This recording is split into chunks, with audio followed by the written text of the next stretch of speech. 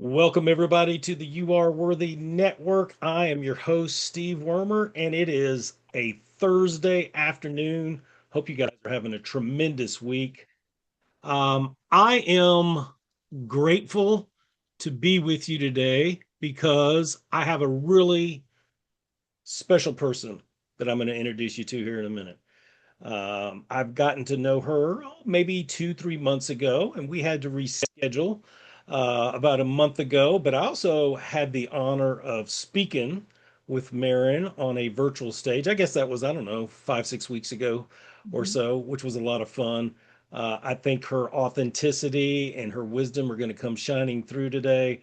But before I introduce you to her formally, I just want to say I appreciate each one of you. I am so grateful. We launched this You Are Worthy network not quite a year ago. And it's been amazing to see what the Lord has done as we went over 18,000 people yesterday. And I know who did the heavy lifting on that. Yeah, I worked hard. Yeah, I met a lot of people, et cetera, et cetera. But you guys are the ones. We created this for you. We created this to give a little encouragement and a little hope in a very dark world at times these days. And so I hope whether you've watched one of our interviews or you're one of those folks that tries to catch several of them, thank you for being here. And I just want to say there's more to come. The best is yet to come. I appreciate each one of you. And I'm going to say it. You're worthy of love, respect, and success. All that being said, let's jump in. Mairin Moore Cane is a leadership advisor, entrepreneur, best-selling author, keynote speaker, and host of the Root, Realign, Rise podcast. For more than 2 decades, she has built and led businesses across multiple industries, helping organizations, teams, and individuals navigate growth, change, and leadership under pressure. Beginning her entrepreneur journey at age 21, Mairin helped scale a home services company that expanded into 34 states and was recognized on the Incorporated 5,000 list of America's fastest growing companies, earning top industry honors for both sales performance and customer service excellence. Throughout her career, Mairin has advised entrepreneurs, facilitated leadership development, and worked alongside corporate executives and teams representing organizations such as Microsoft, Nike, and other nationally recognized brands. Her work focuses on leadership, effectiveness, decision making under pressure, visibility, resilience, and helping leaders navigate seasons of growth and transition with greater clarity and confidence. She is the best selling author of Rooted, Not Rushed, creator of the Root, Realigned, Rise framework, and host of the Root, Realigned, Rise podcast. I think I got all that right. Her leadership insights and work have been featured by NASDAQ, USA Today, CEO Weekly, and Women's Journal. Through her speaking, advisory work, writing, and podcast, Mairin challenges the belief that leadership begins once everything is resolved. She equips leaders to strengthen their decision making, reclaim their authority, and lead with responsibility, courage, and conviction in uncertain environments. Mairin lives in Washington State with her husband Jason and continues to build businesses while helping leaders navigate growth, visibility, and leadership under pressure. Mairin, I'm excited that you're with us. Welcome to the Your Worthy Network. Thank you so much for having me. I appreciate being here, Steve. How does it feel when someone reads your bio back to you like that? I always feel a little bit silly, to be honest with you, because maybe I just enjoy my work so much. It always feels a little bit of ego when you hear it back. When I enjoy working. I enjoy doing the things that I do. I really do. I know sometimes these bios and things like we have to have them, right, in what we do, but it's like, yeah, come on. Yeah. I Let's will say this. God has really blessed me in the last couple of years specifically to do these amazing things, to have that kind of a bio, to really, I mean, in the last, gosh, 26 years of doing the work that I've done, being 47, I'm grateful for the experiences that I get to say I get to do them. absolutely don't have to do them. You get to do them, right? Yes. Absolutely. Yeah. So we read in your bio that Washington State is home. Yes. Tell us about Jason and who you do life with there in Washington State. Tell us about your family. Oh, I'm lucky. I've got a pretty awesome team of cheerleaders, best friends, and all wrapped up in one roof. My husband and I actually we started our business 26 years ago out of my little two-bedroom apartment. We were selling security systems to homes, families, and businesses. And back then I had an opportunity to sit into a monitoring station and hear the calls that were being made. And when you hear the reason why you do the work you do, you hear little kids calling 911 because their parents need help, or a woman is, scared that somebody is outside her door or somebody has fallen. It changes the game for you. And it it really wasn't about selling much of anything for me. It was what I was giving back then. And, my husband and I have worked side by side for 26 years. He's my best friend. He's the love of my life. We've been through the ups, the downs, the worst, the sickness, the health, the all of the things that we make vows for. And I got the best of it. I get a partner, I get a best friend, and I get the love of my life all wrapped up in one. We have four children. I claim two of his as my own. They don't have much say in it. I love them dearly. And we have two boys of our own. And yeah, I'm a blessed woman, really. Sounds amazing for sure. Uh, what do you guys like to do for fun? Mm. Let me answer that two ways. What do you like to do for fun, like there locally, and then do you guys like to travel? Oh, I love to travel. I think traveling and not the kind of traveling where you go and you get on a tour and you go see all of the sites. In fact, we went on a tour to St. Lucia once, right before we got married. And instead of doing the tours, we actually got off the bus and we actually sat in town and took pictures of the locals and how they live. And to me, that is the best part is immersing yourself in other people's worlds because you get to see the life that you have, how blessed you are, and what other people have as well, and the perceptions that we don't usually get to see from where we sit every day.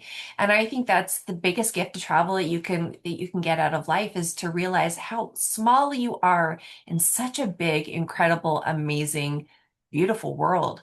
But to answer your question, we live in Washington State. We live in the beautiful Pacific Northwest where um, we get 3 months out of the year of sunshine and the rest of the time it's all green because it rains, right?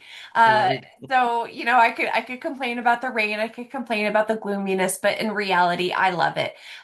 It truly is beautiful here. We're an hour from the ocean, an hour from the mountains, and we are separated from Portland, Oregon by, gosh, really 15, 20 minutes. And so dividing the states is the beautiful Columbia River that leads out to the Pacific Ocean. And we love to get in our boat and my kids wakeboard. And I used to wakeboard and do all of that, but my body has changed a little bit through the years. And so I get to be the professional videographer for their worlds. That's summertime. And really, we live in farmland. We're actually not far from town, but we have acreage, and so we have longhorn cattle. We have a small atrium of birds from ducks to doves to quail to chickens. And I never thought I would be a farm girl, but it's become my healing place here. So I think if there's anything that we love to do is we love to sit on our land and see what we've built and what God's given us. And I actually, love that. I take it a little bit further. We love to entertain and we love to share that land with others. I love that. I'm sorry if I missed it. Did you say you had horses? I actually, we started the stables originally for horses. And then, long story short, as the stables were being built, my chronic illness really hit a wall in which I had to do some evaluating. And somebody who loves animals, it would not have been fair to bring horses in the way that I would have wanted to. In fact, when I was at my sickest, my husband was putting me in the car, carrying me to drive me down to our walkable stables, uh, in which I would sit and just watch our cattle because I wasn't able to do much. So Mm. really now, it's become a place where we just go. It's our sanctuary, and we sit and talk to the cattle. No horses though. Oh gosh, I should not say this, but you've tempted me. No, I was going to say a bad joke about cows. I'm not going to do it. It's one of my son's joke. I'm not going to do it. Um, let's transition. Let's have a little fun. Let's get to know Marin a little bit with this or that. I didn't even tell Okay. you we were going to do this. This or that. No. Don't overthink it, Okay. and try your best not to say both unless it's absolutely true. Okay? Okay. Okay. All right. Small town or big city? Small town. Read the book or watch the movie? Read the book. Books or podcast? No. No. And I can't say both. Probably podcasts. I love the connection. Yeah. That answer's probably changed for a lot of people in the last 15, 20 years, right? Yeah. Early bird or night owl? Night owl for sure. Yeah. Camping or hotel? I have a little bougie in me, but I do love to camp. That's my peace space. Yeah, Okay. Okay. I like it. Coffee or tea? definitely. Give me 2 cups at least. Coffee. Drive or fly? Drive. If I could just drive across the United States and see it. I like it. Rock or country? Depends upon the mood, but probably country. Okay, okay. Dogs or cats? Mm, I can't have both, huh? Um, I would have said It's dogs in re- younger years, but I love the cats and the connection that you are honored to be given. I like it. I like it. Lastly, cook or takeout? Cook. I love to cook. Only for my Okay, family, though. It's too much pressure for everyone else. that's fun. That's good stuff right there. I like it. So you became an entrepreneur young.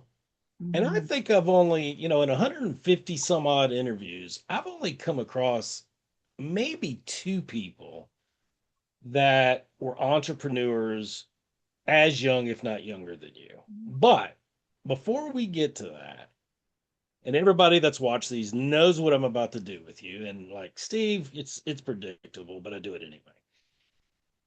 Let's take you back to your senior year in high school. You're Okay. about to graduate. Matter of fact, it's so close that graduation is Friday night and it's Tuesday right now. Okay. You're 72 hours away from having that diploma put in your hand and shaking hands with whoever's handing them out at your high school. Mm. You've got the cap, you've got the gown, maybe you've got the class ring, maybe Marin's in charge of starting the beach ball in the crowd. I don't know. But where are you in your headspace? Are you like, gosh, this happened so fast. I'm gonna miss it here. I guess I better get a job. I'm not sure what I'm gonna do in the fall. This is getting real, real fast. Or the Mm. other end of that spectrum, get me out of here. The 72 hours is dragging by. I've got a job. I'm going to keep working it. I know where I'm going to go in the fall. I know what I'm going to do with my life. Get me out of here so I can start, Mm. or somewhere in between. Where were you? This is an ironic question because in what a week I'm having um, my 30th reunion. Wow. So here I am. I was 17. I will tell you that I was friends with probably just about everybody, but I didn't really have a circle. So I one side of me was very sad to see my friends leave. And yet there was another side of me that was itching to get out. I always knew that I was more than high school. I never quite felt like I fit in entirely. In fact, I loved being the editor of the yearbook, which is why I wanted to be a journalist. And I had these passionate dreams of going out traveling to the world, and I wanted to be a journalist and write all of the um, important things that the world needed to know. And I wanted to, as even as an introvert, I wanted to be telling the stories on television.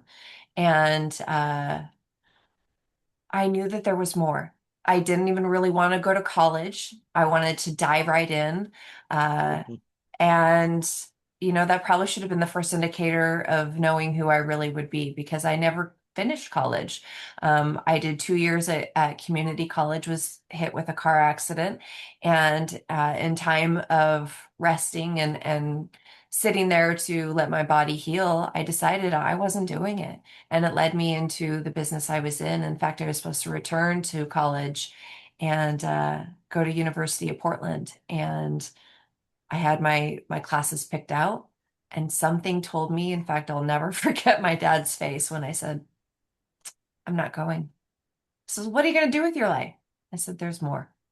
That's all I know.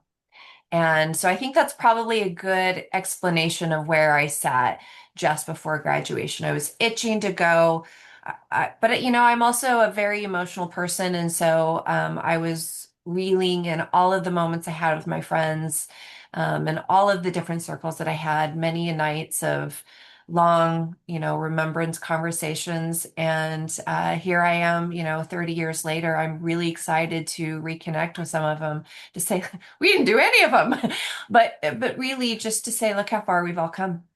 Look what we've done. Yeah, that's amazing. So, with your dad, Hmm. and I forgot how you said it exactly. Like, there's more. There's more. Um, what in that moment did you know what you thought more was, or was that just a way of, Here's what keeping I him know. at bay, so to speak?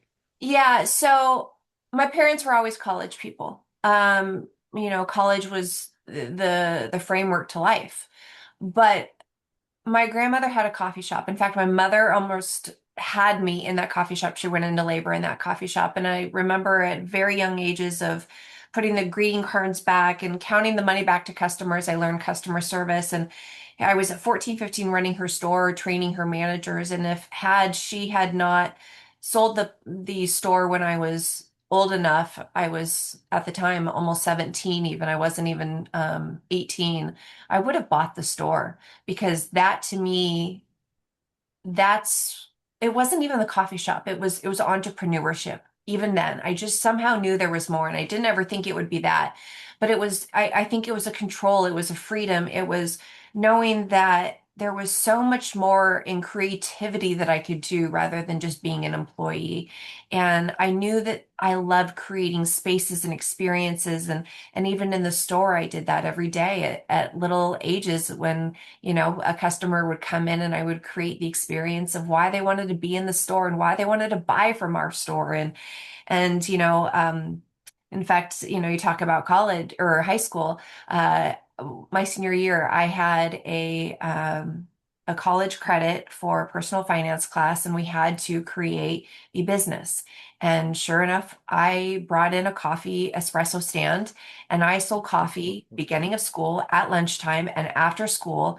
And I probably, had I not been a better entrepreneur, I actually would have negotiated rates to still have commission to this day because I hear it's still there. However, it was the first business that I really created on my own, and I knew that there was more. And I think that when we start our lives, we never know what we're going to get. we never know where we're going to go. We don't even know what time we really have. But I think that there's that inkling in us of God speaking to us, even then, that says, "Oh, do I have a plan for you? Just listen, pay attention, because I'm going to take you for a ride." And I did. It's been quite a ride. Buckle up. Yeah. So, okay, I want to make sure I heard you right. So it was your mom's coffee shop or your grandmother's coffee It was shop? my grandmother's, I called her Nanny, and she was probably my best friend, and she was my confidant and my mentor. Wow. So Yeah. so I got to ask you before we move on, how much did you charge for that espresso and how much did you clear that day? I will say that from my understanding, the coffee shop helped pay for some of our senior trip. Let's put it that way. I did pretty good. Yeah, not too shabby. I think my senior year I was a lot more popular that year than I was any of the other 3 years because I brought in what people really wanted. I was their dealer. Now we understand why you said at least 2 cups when I said coffee or tea, right? Absolutely. That's Absolutely. I can make a funny. mean cup of tea though too. So I believe you. All right. So, what entrepreneur endeavors did you? There may have been many, but what did you do for the longest time after that conversation with your dad? What did you get into? Oh goodness. Actually at the time I was just serving restaurant tables. I was a waitress and just really floundering. I'll be honest, I was like every other teenager, I was, out having fun, learning who I was, making all the wrong mistakes, falling in love with all of the wrong guys, and, just finding my place in life. And then I ended up I moved to Seattle for a couple of years and I was working at hotels up there. I was the director of sales, and something in me said, okay, I've hit my limit. It's time to go back and be a big girl. And I had kind of found my place a little bit more in life and I was ready to move on. And here I was, I signed back up for school again. And right before school, once again, it was no, it's not meant to be. I ended up meeting my husband. We were working at a company together, and he was the director of sales, and I was the branch manager at one of the offices. And we were slaying the deals, and we were at the top office. And we had a really dishonest owner, and he came to me, and he there was a private deal unbeknownst to me that if Jason had produced a certain amount that he would get shares of the company. And so he wanted to quickly, squelch that deal so he wouldn't have to pay out so much. And he came to me and offered me Jason's position at half the price. And Ooh, yeah. And he didn't know that I had loyalty to Jason because Jason really taught me what I knew. He brought me out of a shell to loving sales when I first started. I didn't love it, but it really brought something out of me, and it showed me a little bit more of the entrepreneur game. And so he started his own company, and I was shortly after enough to say, I can't stick around with somebody who's not going to be honest. And I said, why don't I've got this other bedroom in my apartment. We'll start it out of my two-bedroom apartment. And that first week, we knew we had to make 10 deals that week, or, we were not going to make it. And sure enough, we hit 10 on the dot, and away we went. And never went back to college. I fell quickly in love with the entrepreneurship game and the challenge it gave to live life, the challenge to grow. It taught me so much about my capabilities and the ones I needed to expand further in. And most importantly, I was able to create a culture and a team and an environment of other leadership and other people.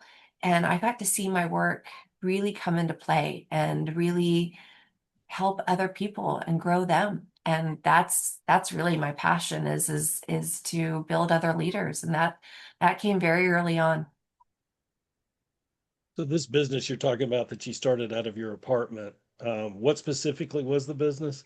We started in alarm systems. We were selling and installing alarm systems in homes, families, and businesses. We ended up in 34 states we were in. We were one of the top dealers in our industry. We won awards for top sales, top service. We made the Inc. 5000. Our business was actually on the NASDAQ at one point.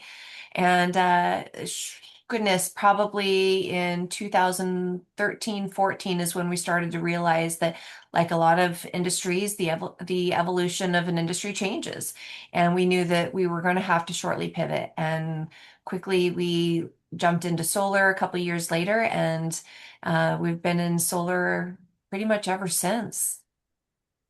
The alarm, correct me if I'm wrong, that's a brutal industry too. I mean, I'm thinking just off the top of my head, ADT, Brinkley. Yes. I don't know Yeah. if Johnson Controls is in the alarm part or not, but Yeah. it's a We competitive actually sold. market. We did. We were an ADT dealer, and then we moved to a Brinks dealer and stick with them for, gosh, we were quite a few years.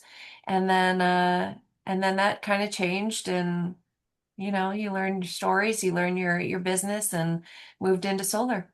Oh, we did actually a long time before that. I should probably mention we also did, before the cell phones became as popular with AT&T on every corner, we actually sold cell phones, and we were one of the first dealers for cell phones before they actually became a corporate conglomerate.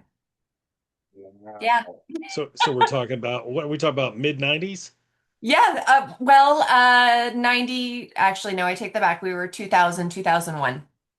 Yeah, okay. Yeah, Okay. yeah. Yeah. A little bit I'm a past little the brick phones. I'm a little older than you. I remember the mid 90s No, and we the didn't cell have the blocks. phones, We had the little teeny tiny Tic Tacs and yeah, we, Motorola tracks. yep, the ones that you could flip out and you could type and yeah, we did them all.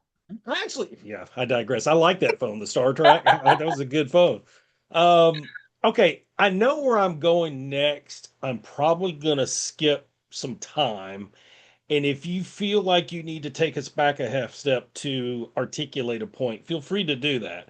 Okay. But I'm interested very much in what you're doing now. How did you parlay your business owner leadership skills, your love for personal growth and development, obviously, and somewhere along the way said, I want to speak on stage. I want to write.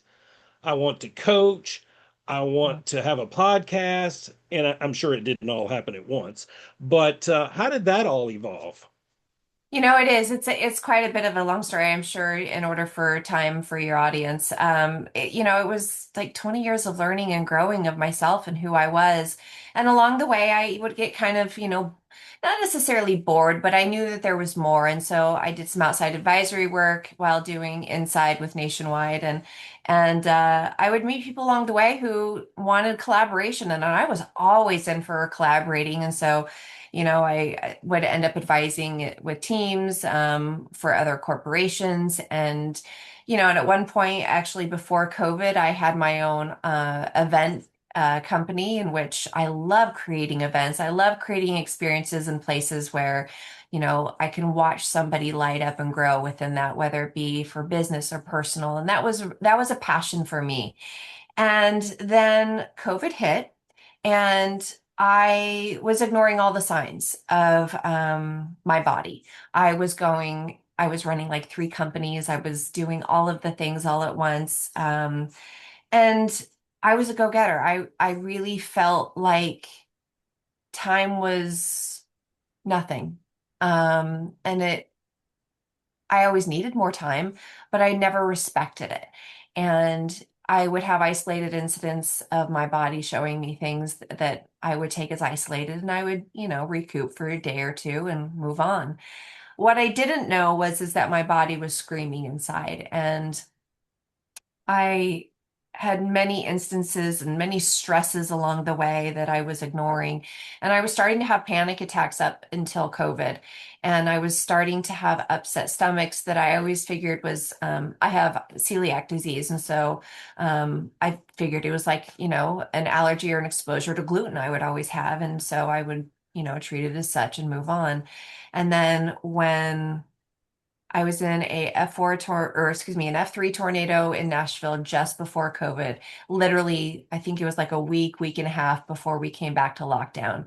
And so when you go from that fast pace, the trauma of being literally a block away from a tornado, coming home to processing all of the things, and then everything locking down, your body, your nervous system just kind of goes, "Whoa, what you doing to me?"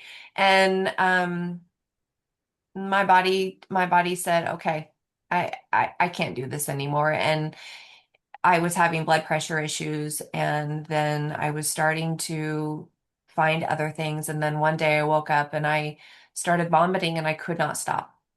And I went from running 9 miles a day to literally being just 90 pounds. My organs were starting to shut down. I was being told that if I continued to regress, that I was going to need feeding tubes just for survival. We were traveling out of country for stem cell treatments, and I was quickly deteriorating. And the doctors were saying, we don't have anything to help you with. And I finally got a diagnosis of gastroparesis, amongst a few other comorbidities. You know, they always come, there's always something else that you're adding and tacking on. But my body was done and I could no longer do. And I spent 3 years in bed, and um, I was so exhausted, I couldn't walk. I was so depleted in nutrients that all my muscles were atrophying, and I was miserable. I was sick. And but yet deep inside, there's this funny thing about when you're sick, your body will tell you something, and you almost feel like you're in a fever dream where there's more. And I always was looking for the answers to get back to my life and get back to my health. And you quickly realize that you don't have control over your life. Really, it's God. And so I, for the first year, fought it. Second year, I was in denial. Third year, it was, now what do I do with it? And I gave myself truly, I remember one night saying, all right, God, you got my attention, clearly. What are you doing with me? And I started journaling, and I ended up writing a book. And little did I know that the book actually meant that I would be starting a whole new business. And I did, and it ended up in some of the best experiences I've had in the last, what, almost 2 years now, of just people reaching out, how can I help you? And really just really learning my love for people that come from all places and spaces who are looking for connection and ways to grow in their own life through their own experiences. And through my book being able to touch people, I've been able to do some advisory work. I've been able to have a podcast in which I can share the opportunities of all of our resilience that we all have and we all go through in our stories.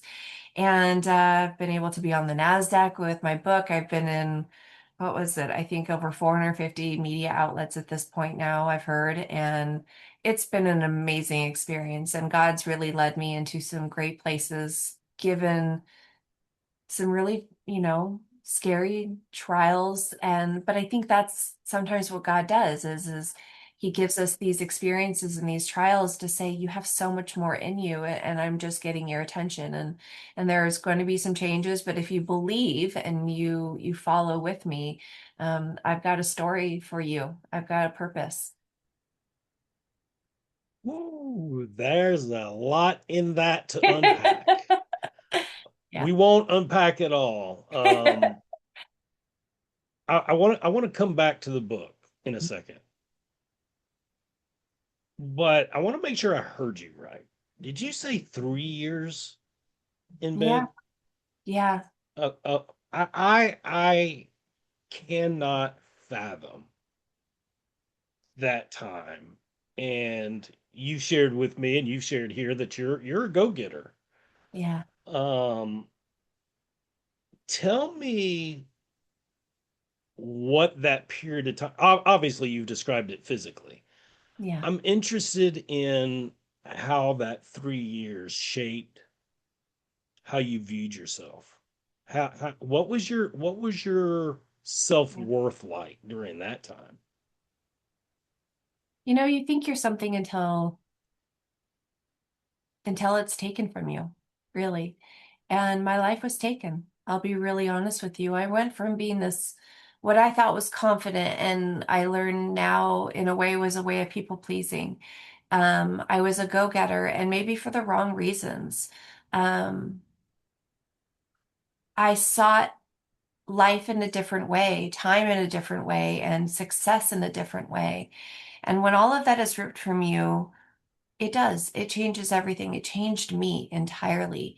And it hasn't stopped every day. In fact, I deal with my chronic illnesses every single day. In fact, I'm in a slower season writing my second book right now in reflection because of that. And my health is taking some time for what it needs now, after a very busy last year and a half.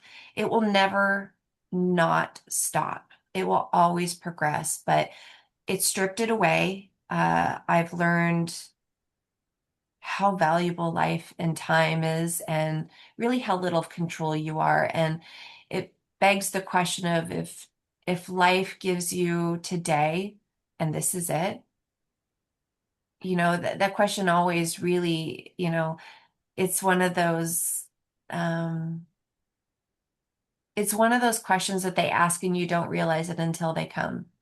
But it really is, if today is your last day, what do you do with that day?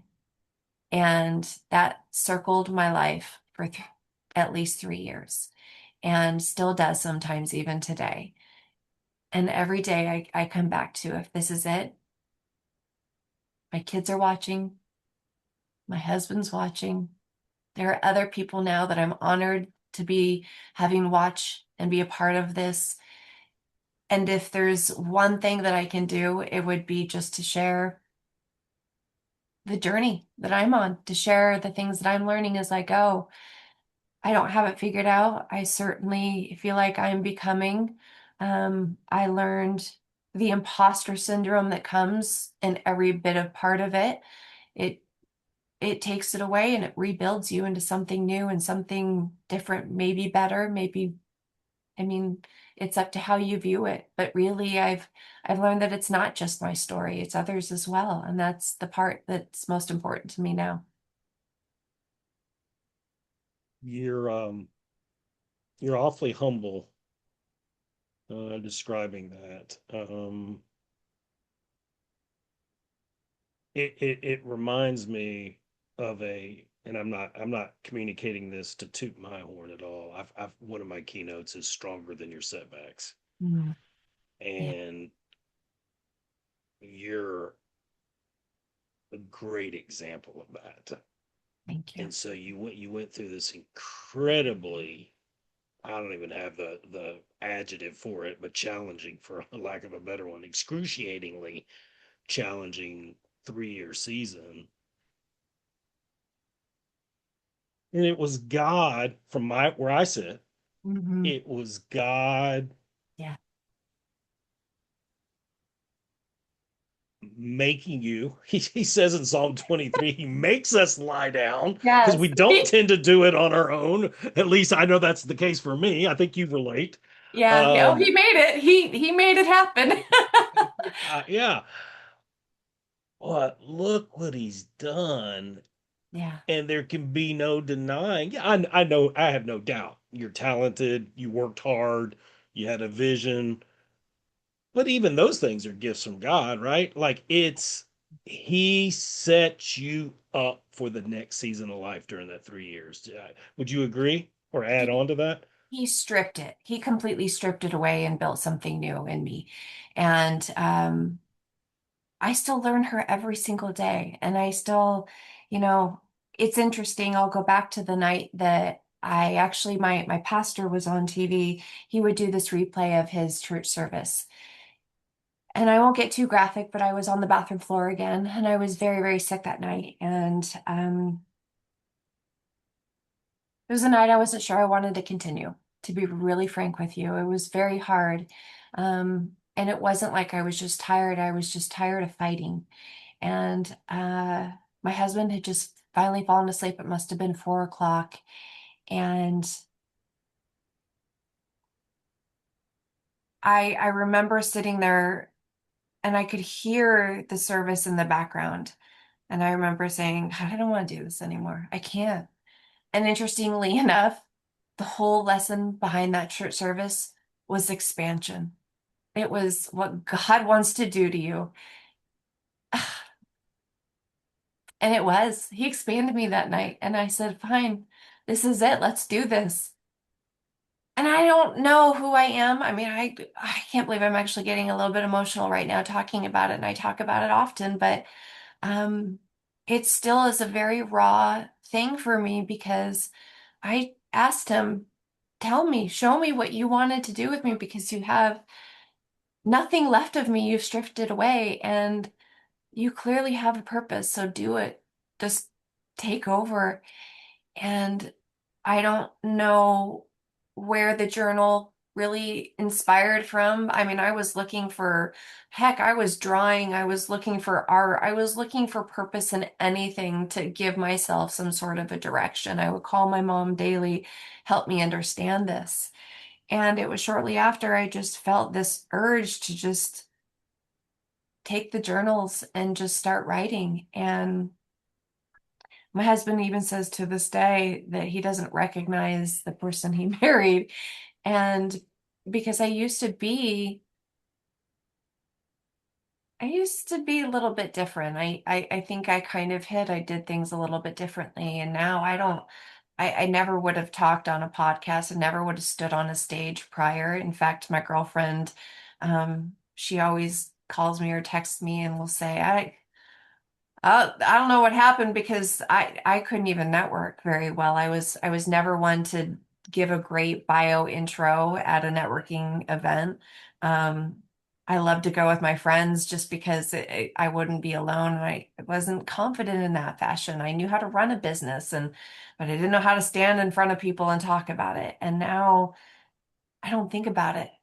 Now it just shows up because I know why I'm doing it. It has nothing to do with me, it has everything to do with why he wants me to do it. Oh, that is gold. Thank you. Um, let's say for hypothetical purposes that I'm an event planner Hmm. and I'm looking at bringing you in to speak. It's hypothetical. I'm going to have 500 people in the room, and I'm okay. I know this isn't reality necessarily, but I'm okay with you speaking about anything you want to talk about. Mhm. What's the keynote you pull out of your back pocket and why? I think no matter what audience that we're speaking to, we're all, whether it be a work, conference and we're leadership or we're self-development and we are burning out or we're moms that are looking for, that connection. The reality is I find us all to be leaders of our own lives. It doesn't mean we have to be leadership in our professions per se. And so I talk a lot about the leader behind the leadership. And I think a lot of us believe that we have to show up to a certain point in which we wait before we show up to lead our own lives. And we wait till we feel like we're ready. We wait till we feel like we're whole. We wait to feel like we are more established or all of the other reasons and justifications. And so for me, my message is always you don't have to be whole to lead. Just show up in your story. Show up in what God gave you to show up in who you are authentically because somebody needs your story. Somebody needs your experience and they need to hear your light, your vision, and your message. That's it. Yeah, I sometimes hear in some of the circles I've been in, especially when you get into the religious circles, well, this person shouldn't really be sharing, or this person has this in their past. And I'm like, if you're waiting for someone to be perfect before they share, there's only one person that can do that, and he's not walking in that door that I know of. Yeah. We're all flawed, and as I and God gives us plenty of opportunities to do this with lessons that he takes us through. You know what? Lead with vulnerability.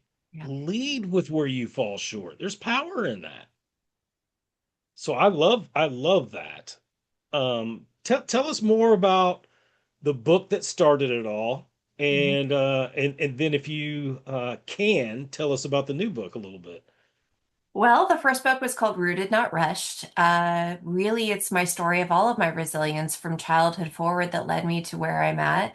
But really, it talks a lot about where I was sitting when I was in bed and I was sick, and how we so often think, I was reflecting for many, many years of where thought I should have been or where I was and why I regretted things in certain parts of my life and what I would have done different. And those are the moments that we think when we're finally stripped away and all the things are gone that we realize that they're really not all worth it, that we're missing the moments that we have presently. It's not about what we could or should have done in the past or where we should be in the future or even, all of the concerns that we have that in our stresses of our lives and our own resilience points. I mean, we all have something that's going on in our life, but I think, my mom used to say, don't borrow trouble. We spend so often looking at life from the past or from the future that we forget so much to live in the present day of our lives of where we're at right now. So that's rooted, not rushed. Mm. I think there's a constant cultivation in ourselves. At this point, the second book, maybe, I don't know, maybe titled Cultivation. I spent a lot of my younger years growing, and really now, as I am older, I am able to reflect on who that is and where that came from and the understanding of such. And, I'm in a lot of the journaling process of it again myself, where I came from. And I want to take that back and help everybody else find their roots in their own cultivating story. I'm excited for you. That sounds incredible. I don't think I realized that the first book is 2 years old. Hmm. Hmm. How did that happen? It seems like that was just like 8 months ago. Yesterday. Yeah. Yeah, that's Yeah. crazy. Yeah, it's been quite a ride and I've truly enjoyed it. I love to write and I think that God gives you capabilities and that certainly was the one that helped me tap into what I wanted and needed. And so the podcast has a similar name, right? It does actually. I knew I wanted to go back to my roots. For some reason, my event company was called Oak and Ivy Events. It was a natural thing. I love to play in my garden, and I always knew for me it was like a seasonal thing. It was, in your dark seasons, the leaves fall off our trees, but in that time, our roots are getting deeper. They're going further in. They're getting stronger. So even while we look like we're dead in those dark seasons reality is we're getting stronger for our next season. And so that was really the root of it. And where do you realign so you can rise into your next season? And so that's how root, realign, and rise came into play. Incredible. The lessons that God has taught you have been astounding. Um, where can people find you, learn more about the incredible work you're doing? I know we'll have that all in the show notes, but I'd love for them to hear it from you. I would love anybody to reach out. I love to connect. Any of my socials, I'm at Mairin Moore Cane. My website is mairinmorecane.com. Yeah, you can find me there. That's pretty much all of where the info is for podcasts, newsletter, advisory work, my book, my speaking. I'd love to just connect with others. Yeah, and we'll have all that in the show notes. Marin, I don't anticipate you would know this necessarily, but in our private Facebook group, the You Are Worthy Network, in the lower left corner is our subtitle, and it's called Your Story's Not Over Yet. Mm. And you certainly exhibit that coming out of that rough 3 year period that you described earlier. Um, why am I bringing that up now? I'm bringing that up for you guys listening because here's somebody that we're talking to today that was in the lowest of lows. I mean, she's getting stem cell therapy around the world. She's down to 90 pounds. She's bedridden for 3 years. I'm just scratching the surface, I'm sure, right? But God, isn't that always the case? But God, he wasn't done. He was preparing for what he had all along for her to fulfill his will Mhm. for her life. And so I want to encourage you guys listening that your story's not over yet either. Maybe you're not in the extremes of Marin's story. Maybe you are, maybe worse, as hard as that is to fathom. But here's where I want you to take away encouragement today. It is just a chapter. It's an excruciating chapter for sure. It's not easy. We don't minimize that. But you have some of the best chapters of your life that have already been written, by the way, just haven't been revealed to you yet. I want that to give you a little hope today. I want that to give you a shot of encouragement to keep going, that your story's not over yet either. Marin, what would you say as we close out? What would you say to that person that feels stuck in a vicious cycle, um, that's lacking confidence to take a step forward? I just, my fellow coach, Christy Dees, and I just did our first class on Monday on worthy of the next step. Yeah. And there's so many people struggling with confidence and um, imposter syndrome and lack of belief and negative thinking and the whole umbrella of negative thinking, right? But there's some people out there that they did all they could today to get out of bed, make a cup of coffee, and maybe barely got into work today. What encouragement would you give them? I think that there's two ways we can look at life. Life is scary sometimes. Life is rough. Life has challenges. And yet through some of that, I think the reality is we're all just growing into our stories. I think that there is, with a sensitive touch to all that we're going through, we all have those things. And yet there can be purpose in that pain. And I think that we have to remember to stay open, stay loving, be appreciative of the things that we do have in our lives, and know that to somebody else, that story is the inspiration. It's the purpose. And while we're stuck in the middle of it, we may not feel worthy, but we are simply becoming more. And I think that's the whole purpose is we're not meant to fully feel fully worthy. It's only through him, but we are simply becoming more of. And I think that's the secret to life. Is you don't have to behold a lead. You just have to show up and know that you're becoming more of, and that's your worth. So much gold today, Marin. I wrote down, this is so good. We are all growing Mhm. into our stories. I don't think I've ever heard that before. That's really, really good. Um, I knew you a little bit before today, but I feel like I know so much more. And I know the viewers that are going to watch this over the next 30 days here in Facebook and then beyond that, certainly in YouTube, I feel like they're unequivocally gonna find you like I did, extremely talented, extremely humble, extremely wise, and extremely compassionate. And I want to thank you for bringing that kind of heart here today. I thank you for your vulnerability. You're the real deal. Thank you for being my guest today. Thank you so much for having me and for allowing me to share my story for others. I really appreciate it. Absolutely.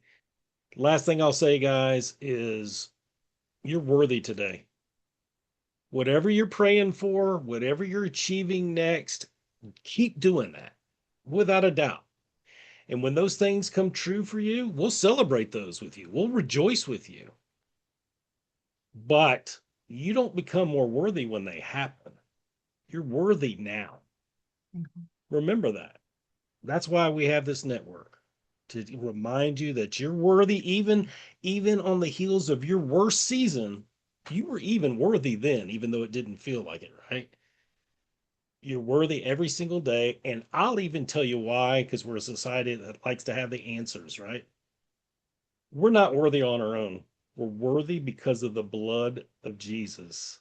I said it, don't regret it, putting it out there. I appreciate each one of you. I'm grateful for you. Till next time, God bless. Take care.